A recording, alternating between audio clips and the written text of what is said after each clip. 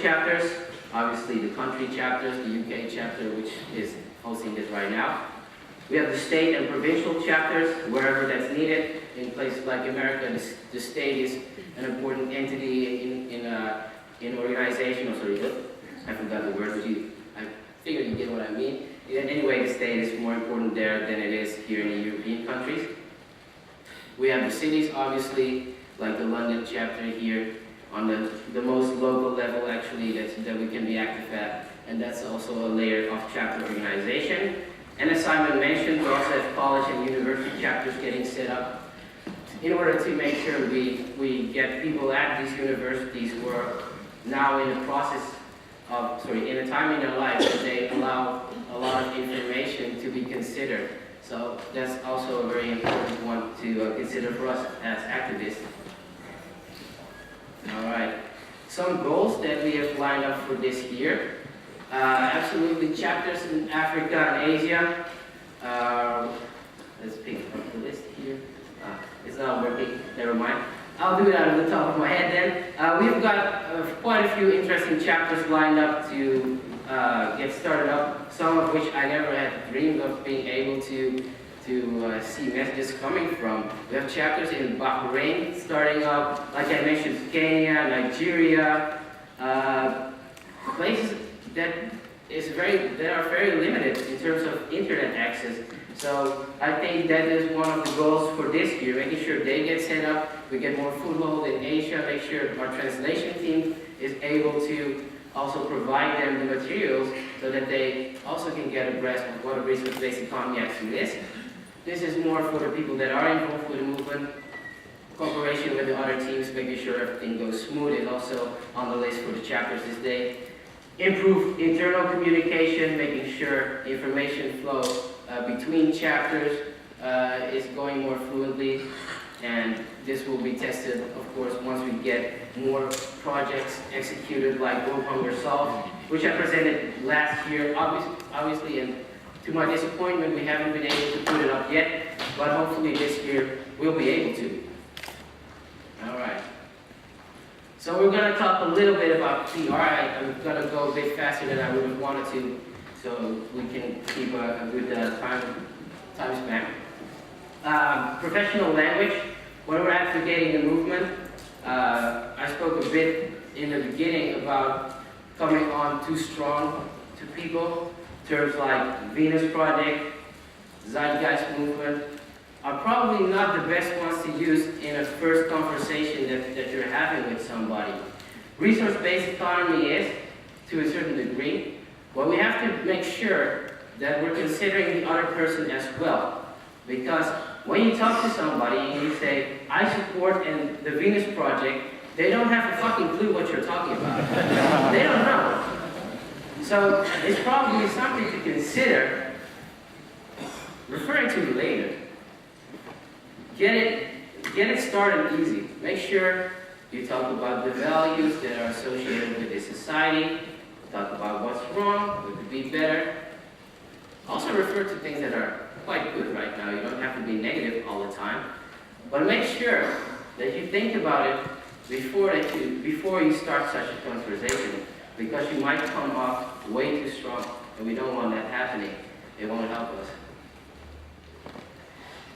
The you should understand it or you're stupid role.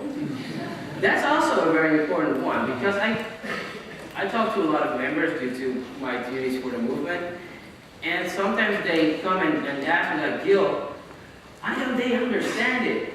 And they're stupid because they don't understand it. And it doesn't help us if you have such a disposition. Just be calm and make sure that you pass on the information that you want to pass on. And if they don't get it at that point in time, you've put the effort in. And that's it. Move on to the next person. There are 7 billion people on this planet. You probably could skip one. It's all right. We'll also encounter different types of publicity. Intended publicity, like today. Z-Day, we tried our best to communicate with a lot of media outlets. This is intended publicity because we intended it to be public. So that's good. Well, we also have incidental and accidental publicity. I don't even know if that's a correct way of saying it, but I just made it up. You know, sometimes the stuff will happen, like the Jared Loughner incident. Anybody familiar with that? That was not so fun, but anyway, it will get related in negative ways without expecting it. And I hope everybody understands that this is just a natural progression of this movement. It'll just happen, and we'll just have to stay calm. And for those that don't understand what I mean by that incidental, accidental publicity, something like this. I put it away. I don't know if it's legal in this country, but you know, accidents happen. It does. We'll also encounter provocation, like we're being provoked. Is that a correct word, provocation? I'm doing better. All right. Like these ones, we'll get the communism, socialism arguments, ad hominem attacks on a person, like you stupid Zeitard. That's a word, Zeitard. But don't let it get to you. I mean, it will happen. And of course, organizational ridicule will be ridiculed as that Marxist group, that communist group. Let it go. It'll pass in time. All right. I'm sorry about that, Tom. I'm hurrying. All right. The faces. I hear members talking about this also. Like, yeah, and then we have phase 1 and phase 2. And the other day, a guy told me, you know, Gilbert, I'm not going to get active till phase 2. I'm going to wait phase 1 out. And I'm like, what the fuck are you talking about? Sorry, Paul, if there's any small children, I'm sorry that this even came up, this phases thingy. It's not relevant. You know what's relevant for us? This, phase 1. Oh, it's not, it's working. Awareness. That's the task of the Zeitgeist movement. Communication. Making sure we get the message out. We're not out there to build cities. This has been reiterated so many times. We're about communicating this message. The rest of the phase is irrelevant. Don't want to hear about it. Anyone.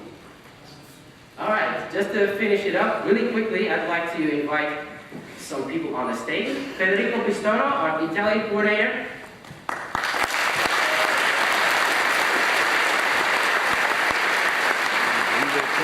Marco Yurka, our EU coordinator.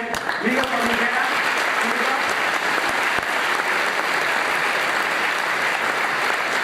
And Frankie from Germany.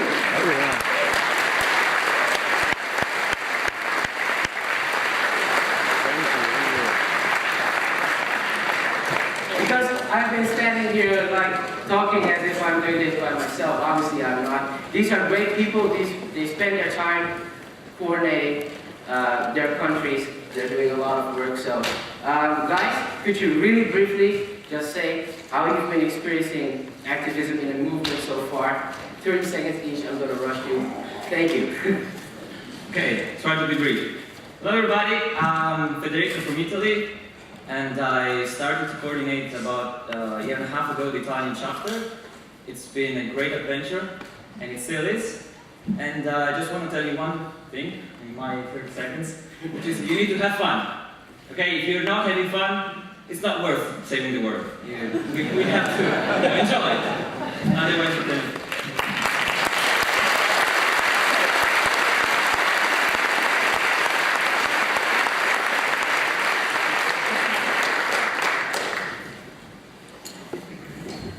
Hello, my name is Mato.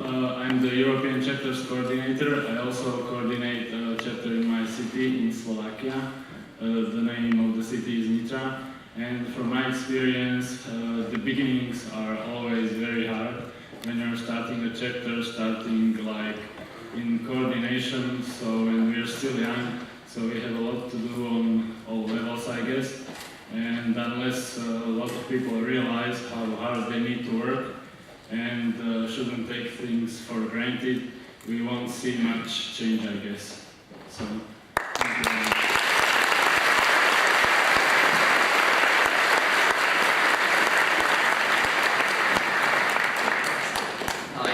I'm Miguel Oliveira, and I coordinate the Particle chapter. Just wanted to say in my 30 seconds that it's very important to not only have fun, but actually accomplish stuff while having fun. Because that's really art.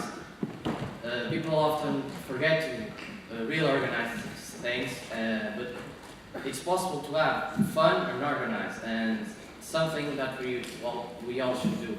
Because when we look back, we see that we accomplished great things like our progression so far. Thank you.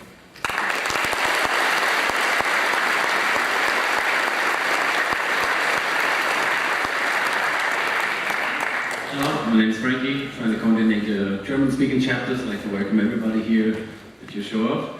It's good to see that this movement is not just an online phenomenon, so let's work together and get this in the offline world. And there's a quote in Germany that says, "Much learning does not teach us understanding." And also Einstein said, "Every fool can know, but the point is to understand." So let's try to work on this more and more. We're all in the process, we all took the red pill and everything. So let's try to achieve a world without poverty, politics, and war. And glad that you all made it.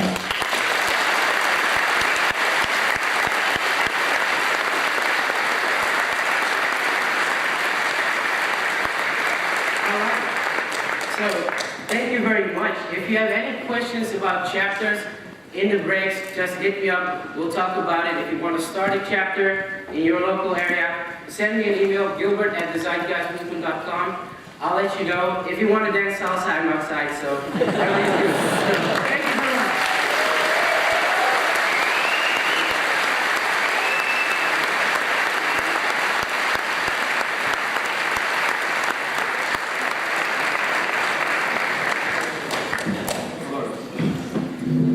Hello, Joe. Can you hear me? Yep, good.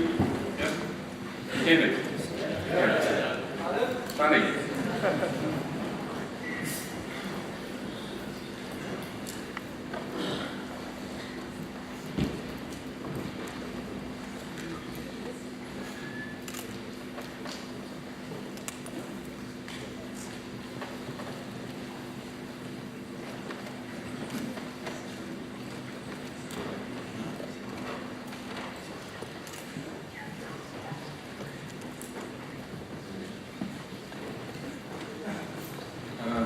Thanks, Gilbert. That was a great presentation, and thanks to all the international guys. You can see we're becoming a truly global organisation now.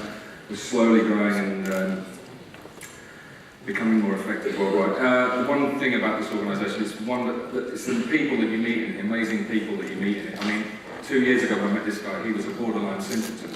Now he's addressing people in different languages. Anyway, now one of the most interesting things I've met since I joined this movement is going to talk to you about, well, I was going to do this, but he bullied me out and he's great. Anyway, Danny is our cab driver. He drove the Venus Project cab driver, but he's not.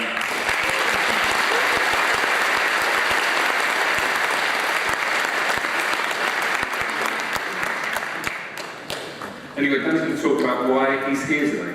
Okay? Danny Bedford.